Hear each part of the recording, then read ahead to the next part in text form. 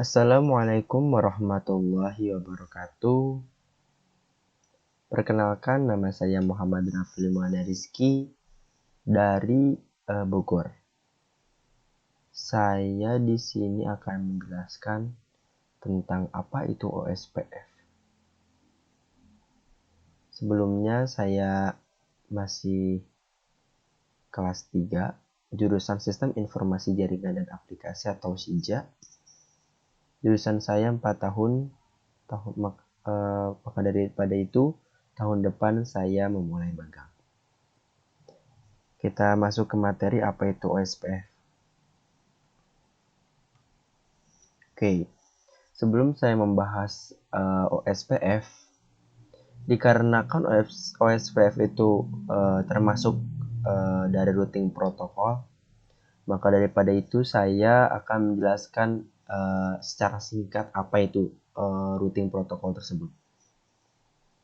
Oke, di sini routing adalah suatu protokol atau aturan yang digunakan untuk mendapatkan informasi dari satu network dengan network lainnya.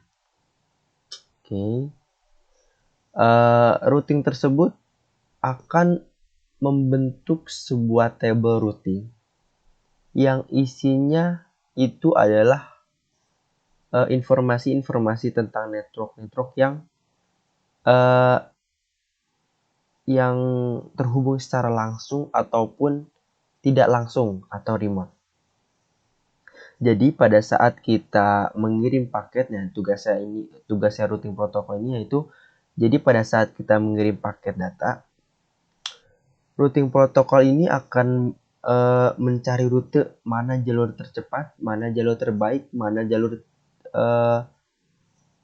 tersingkat untuk mencapai tujuan tersebut agar paket data itu bisa tersampaikan kepada klien tersebut. Itu adalah tujuannya atau tugasnya itu routing protokol. Routing protokol ini terbagi menjadi dua, yaitu ada interior gateway protocol atau IGP, lalu yang kedua ada exterior gateway protocol atau AGP. Dilihat dari namanya, sudah terlihat ya, interior itu pasti in di dalam dan exterior itu di luar. Oke, interior gateway protocol itu adalah sebuah routing protokol yang beroperasi dalam autonomy system atau AS, ya. Contohnya seperti RIP dan EIGRP serta OSPF yang kita akan bahas nanti. Oke. Yang kedua ada exterior gateway protocol, yaitu sebuah routing protokol yang beroperasi antar autonomy system AS. Biasanya yang dipakai yaitu BGP protokolnya. AS itu apa sih? Nah, AS itu sekelompok network yang diadministrasi atau dikontrol oleh sebuah instansi atau perusahaan atau organisasi, bukan? Misalkan Telkom, dia mempunyai AS sendiri, berarti AS Telkom gitu. Ini di sini saya ada gambarnya autonomous system. Maaf bentar.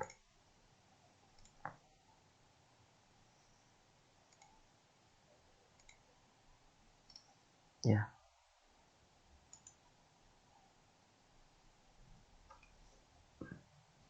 Autonomous system. Nah, ini autonomous system itu yang ada di dalam perusahaan tersebut atau organisasi atau instansi.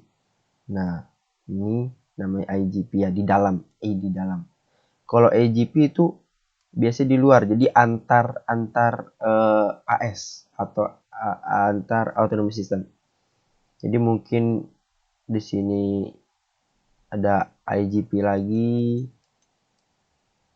Nah, itu dia biasanya dia pakai AGP buat berkomunikasinya nanti menggunakan protokol AGP. Oke, cukup untuk pembahasan routing protokolnya. Saya akan melanjutkan ke pembahasan OSPF. Oke, Di sini apa itu OSPF? OSPF adalah sebuah fitur dynamic routing yang menggunakan link state routing di mana pemeliharaan jalur routingnya menggunakan kondisi link. Jadi jika salah satu routernya mati, maka kita tidak usah capek-capek untuk menginformasikan ke router-router lainnya bahwasannya si router itu mati. Oke. Lalu SPF ini juga akan mencari di mana jalur yang tercepat, yang terpendek untuk sampai ke tujuan menggunakan algoritma Dijkstra. Yaitu algoritma Dijkstra itu berdasarkan total jumlah cost-nya. Di sini ada contohnya ya. Jika kita ingin ke router C, maka kita harus melalui rute yang mana. Dikarenakan algoritma Dijkstra yang dipakai oleh OSPF, maka kita jumlahkan yang paling sedikit nominalnya yaitu 11. Maka daripada itu, untuk mencapai ke router C dengan cepat, dia akan melalui router B, bukan router D, karena total cost-nya ada 20. OSPF akan mencari rute tercepat, berarti dengan jumlah total yang minimal. Oke, lanjut. Nah, ini fitur atau konsep area yang dipakai OSPF. Jadi konsep area yang dipakai OSPF itu bertujuan untuk mengurangi penyebaran paket LSA, link state advertisement, yang nantinya akan digunakan untuk bertukar informasi routing update. Ini sebuah keunggulan ya, keunggulannya dari OSPF, yaitu di sini saya sudah mencari contoh mapnya R4. Ini adalah IR, yaitu internal router. Internal router itu yang ada di dalam area border router atau backbone lah pokoknya. Dia akan menjembatani dari antara ini ASBR ya, ASBR menjembatani dari router core-nya, router ASBR dengan router internal yang ada di sini. Nah, iya. Jadi jika salah satu misalkan kita mempunyai beberapa instansi atau beberapa cabang, maka dibuatlah area-area seperti ini agar memudahkan untuk bertukar informasi dengan router-router yang ada di instansi tersebut atau di cabang instansi tersebut. Itu enaknya. Jadi biasanya ini ada area 1 berarti untuk di mana, atau nggak di Palembang, di Jakarta ada area 2 untuk di mana di Bogor gitu. Nah, intinya tetap satu, yaitu nanti ada di core. Biar dia bisa saling bertukar informasi ke router core-nya. Nanti dia bisa ke IGP tadi yang eksterior, ataupun bisa ke routing dinamik lainnya. Keunggulan OSPF lain juga, dia bisa digunakan di berbagai fitur di berbagai vendor network seperti Cisco, Mikrotik, Juniper, ataupun lainnya.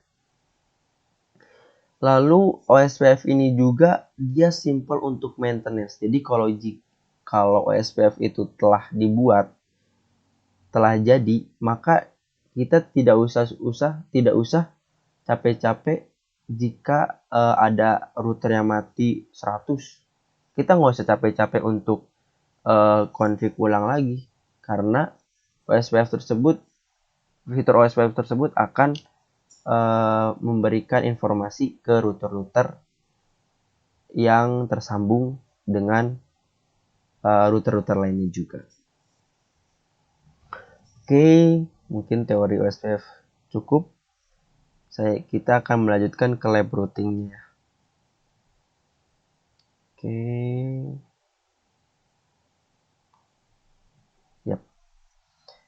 Di sini kita akan membuat sebuah konfigurasi routing OSPF.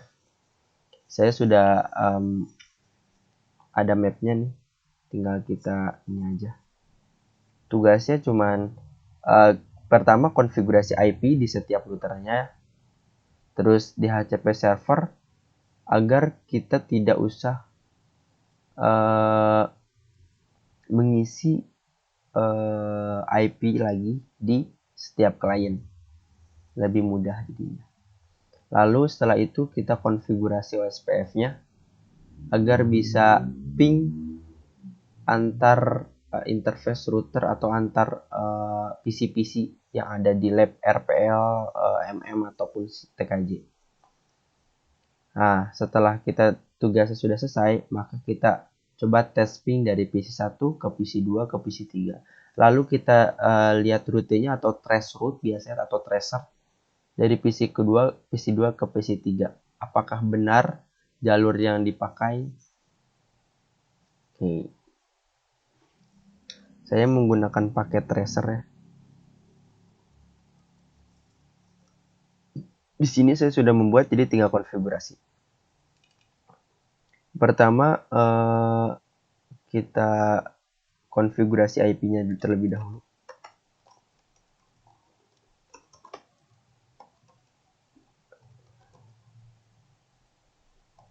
Di sini saya menggunakan port gigabit untuk di setiap routernya. Oke, kita lihat G00 berarti saya menggunakan SES30 agar kliennya sedikit juga lebih secure juga. IP address berarti 10.1.1 525. Oke. Jangan lupa untuk dihidupkan. Lalu masuk lagi.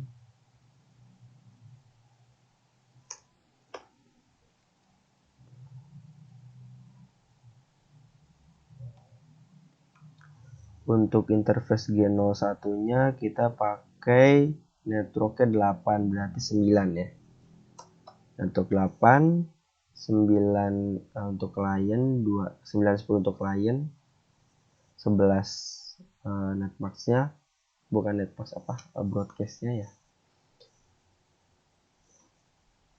Oke. Lalu ke port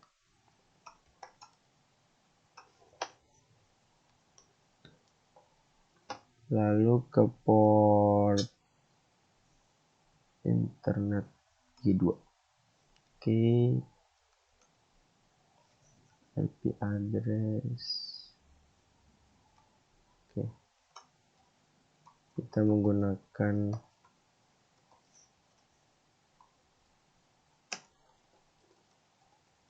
kelas C ya. Oke. Sudah selesai untuk konfigurasi IP di router TKJ, lanjut ke router MM. Oh ya, jangan lupa untuk dihidupkan ya.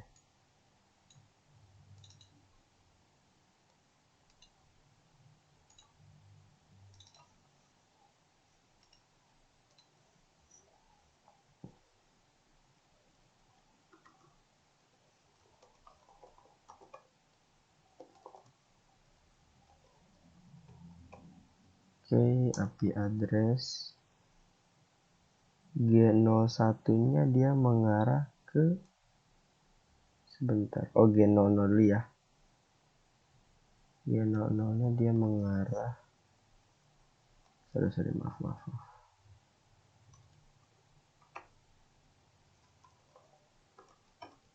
Dia mengarah internet interface.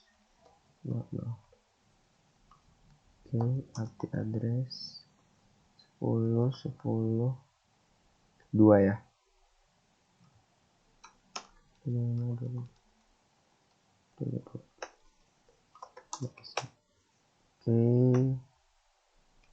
lanjut kita ke interface yang kedua. Networknya 4 berarti untuk lainnya 5 ya, hostnya. Yap. Exit lagi untuk ke kliennya.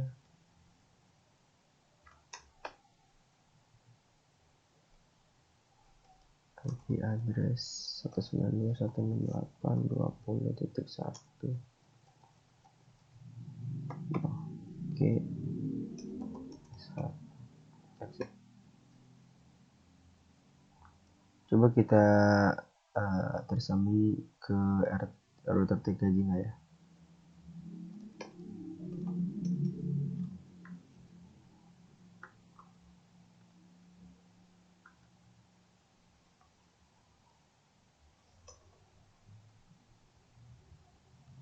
Oke.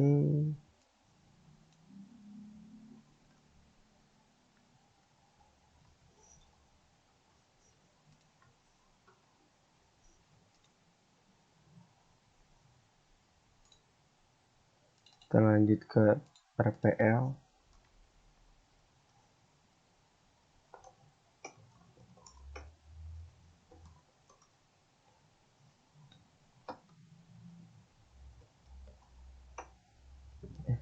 Maaf. Kita mulai dari 00 aja. Oke, kita lihat 00 di mana? Oh, di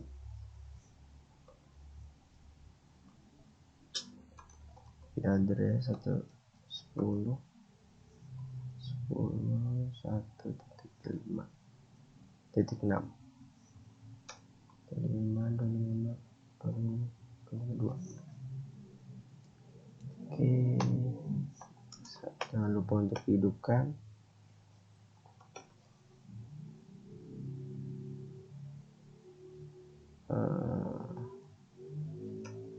Lanjut ke 01 berarti 10.10.1.10 ya.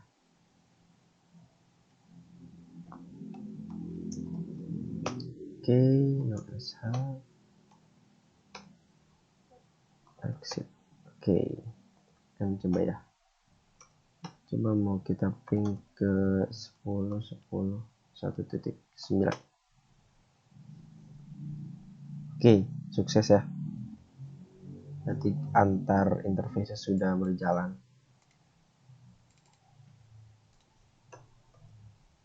Coba kita ke router TKJ 10.10.1.1. Oke, sukses juga ya. Kita lanjut lagi, kita lihat lagi. Maaf.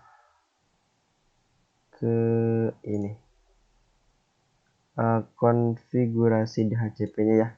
Biar kita nggak susah-susah ribet-ribet untuk ngasih IP. Oke. Service DHCP. IP DHCP pool. Ini TKJ ya. Oke, TKJ. Networknya 192.168.10.0.55.0. Oke, default rootnya ke IP yang kita udah buat tadi. DNS servernya ke 888 aja. Google N. Oke, kita lihat, kita buka apakah sudah bisa dan sudah dapat. Dapat ya guys ya. Oke, kita lanjut ke router MM.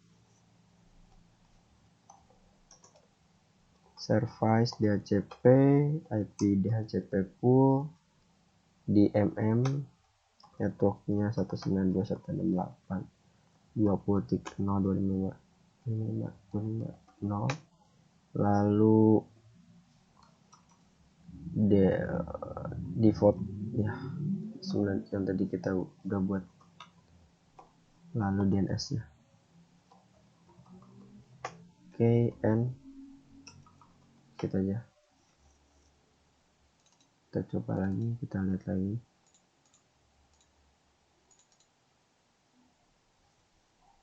Oke, sudah dapat. Oh, yang ini kayaknya belum. Kita kurang ini.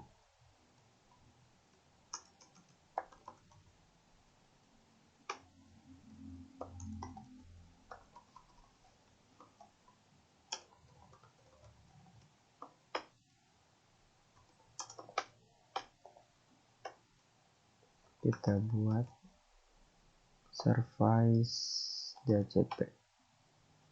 Itu DHCP pool RPL.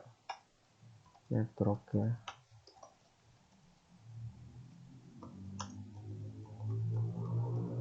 Oke, default. Oke, DNS. Oke, exit aja.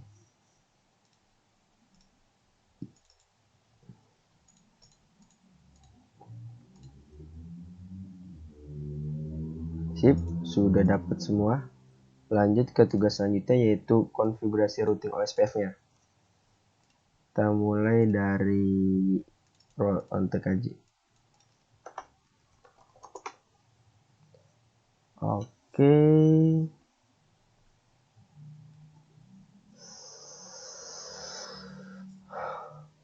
Router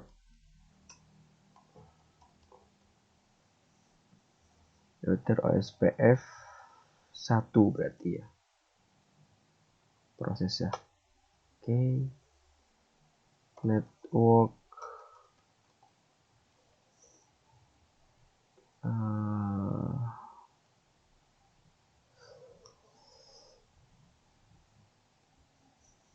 networknya ya. Oh, network yang ini.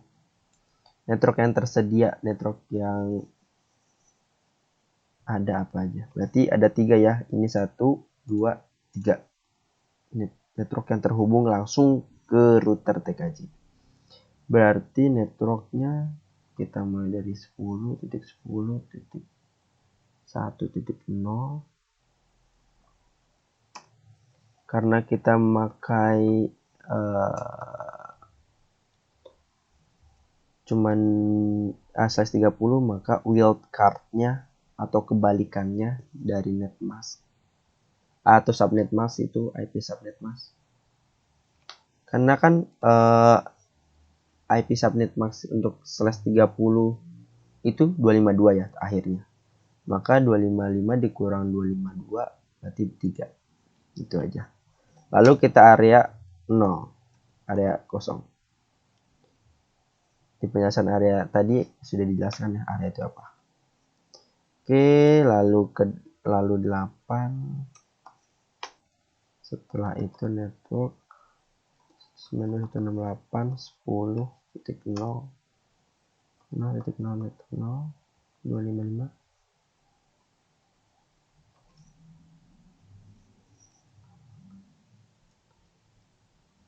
0.0.255 area 0. Oke. Exit. Kita copy, kita save. Jangan lupa. Yes. Oke, sudah selesai. Lanjut ke MM ya. Router OSPF 2. Networknya yang tersambung tadi yang 1.0 ya. 1.0 3 area 0. Oke. Terus 1.4.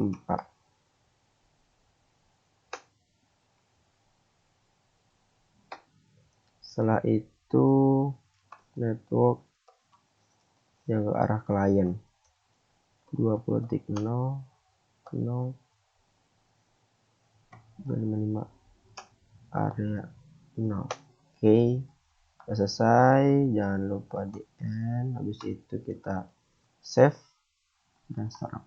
Oke, lanjut ke RPL.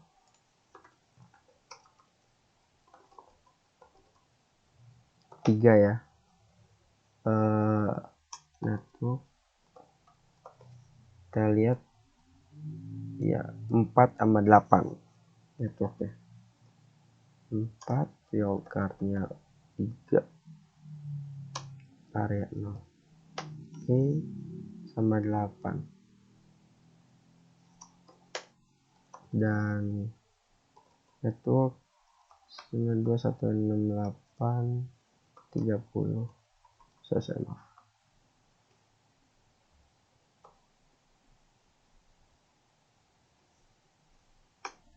Oke,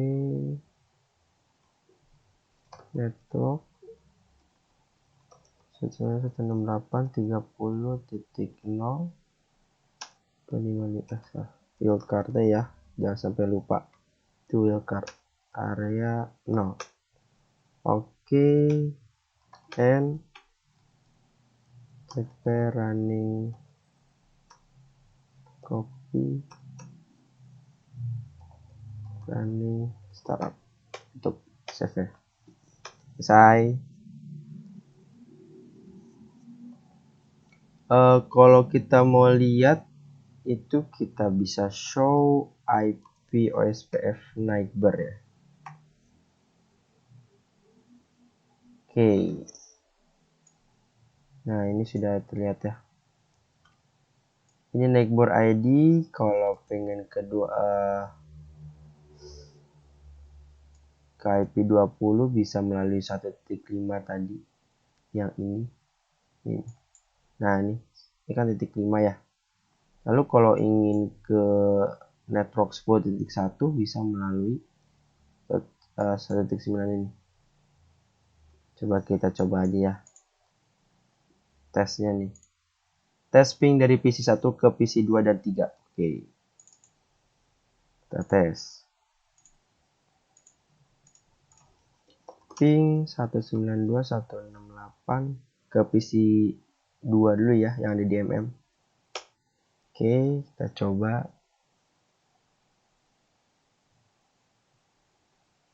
Nah, RT biasa awal-awal. Oke, bisa ya.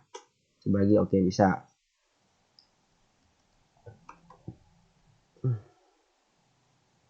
Kita mengarah ke ini lagi ya, PC 3 nih. Nah, 30.2.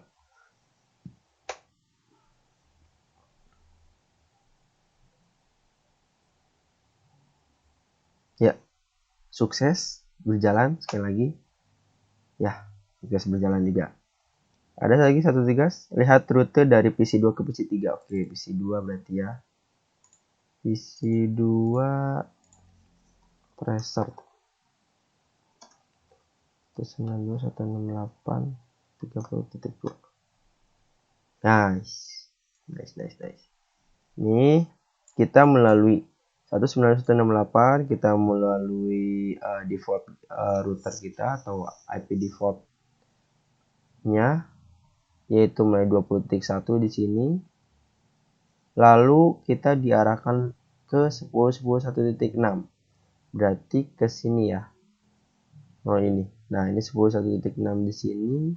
Lalu rutenya lagi dia diarahkan ke 30.2, 30.1 di default gitu, langsung masuk ke PC 3 tersebut. Oke, sukses berarti ya. Semua berjalan lancar.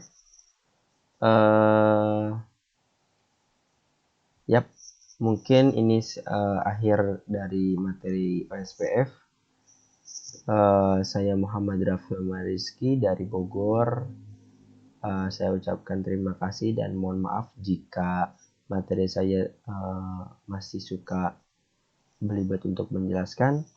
Mohon dimaafkan dan mohon dimaklumi. Wabillahi taufiq wal hidayah. Wassalamualaikum warahmatullahi wabarakatuh.